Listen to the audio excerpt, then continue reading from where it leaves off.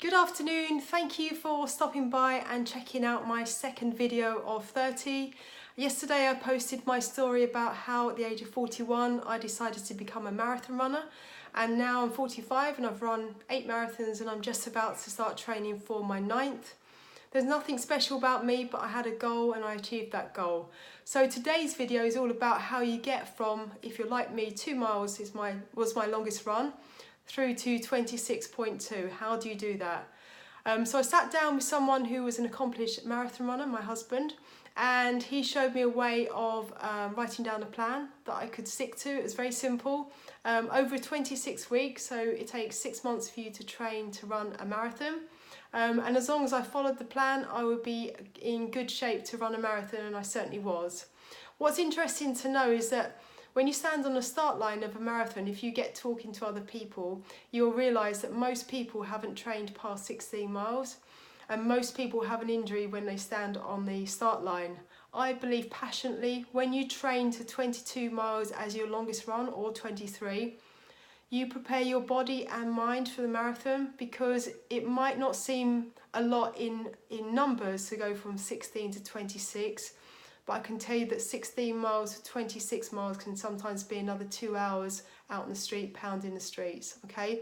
So what I have for you is a really simple plan that you can follow, and if you would like me to email it to you so that you've got it, just put on the bottom of the thread of the Facebook post here and I will email it to you as well. And if you want to have a private conversation about the plan, I'm happy to do so. So 3 times a week is what you need to run. That's the amount of runs you have to run every week from the beginning of your training plan. And whether it's raining, sunny, windy, snow, hail, you don't feel like it or not, you need to stick to the plan. Okay, so for the first 3 weeks of this new plan for you, you need to run 2 miles a week, 2 miles 3 times a week. And it's all about creating some new habits, okay? So most people can fit a 20-minute run in for the first week, 3 times a week, and just do this for a month so your body starts getting used to the fact that you're training regularly. And then over the coming weeks, from weeks 5 onwards, you need to increase your mileage by 1 mile a week on your longest run. Okay, and it might not seem a lot, which is the aim, so that you don't feel a massive difference. We're not going to be jumping you from 5 miles running to 10 miles, because that's huge. Okay, it's just small increments, but it's all about consistency. So you will see when I show you the plan in just a moment that you start on 2 miles, you stay there for 3 weeks, and then from weeks 5 onwards you increase your long run by 1 mile a week, okay?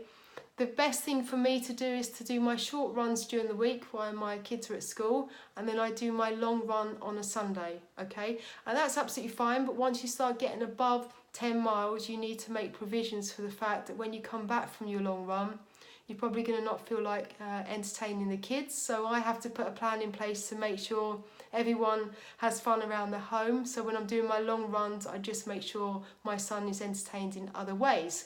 So I'm going to show you my plan now. Hopefully I can either turn my video round or I will flip my phone round. Let me see. Okay, I'm just going to turn my phone round. Here we go.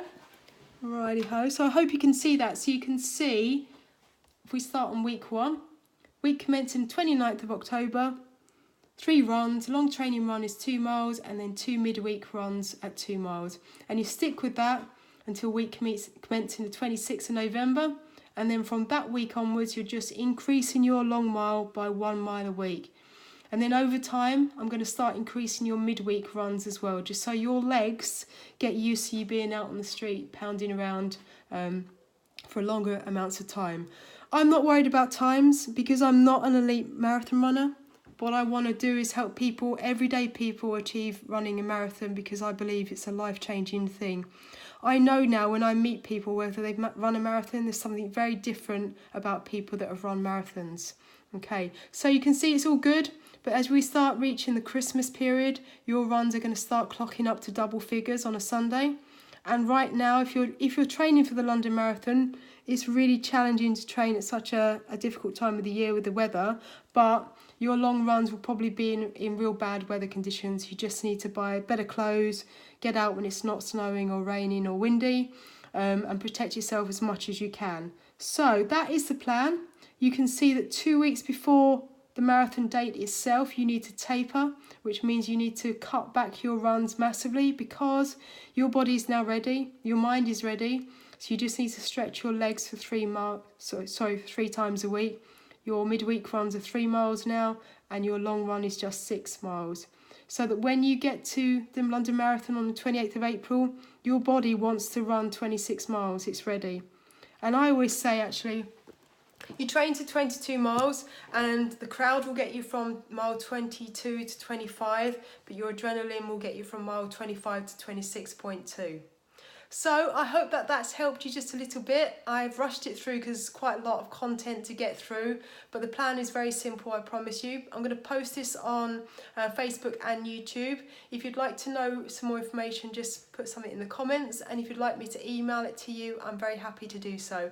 But thank you for listening. See you tomorrow.